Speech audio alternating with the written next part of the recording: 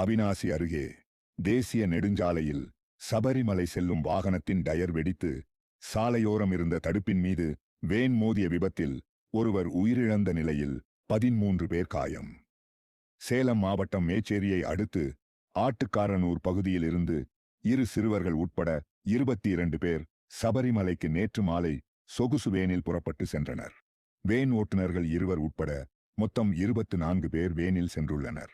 சேலம் கொச்சின் 6 வழிச்சாலையில் நேற்று இரவு திருப்பூர் மாவட்டம் அவிநாசியை அடுத்து பழங்கரை அருகே வரும்பொழுது வேனின் இடது பின்புற டயர் திடீரென வெடித்தது. இதில் நிலை தடுமாறிய வேன் சாலையோரம் கவிழ்ந்து விபத்துக்குள்ளானது.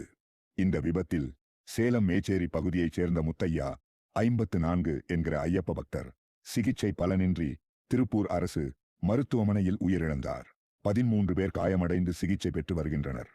விபத்து குறித்து அவிநாசி போலீசார் வழக்கு பதிவு செய்து விசாரணை மேற்கொண்டு வருகின்றனர்.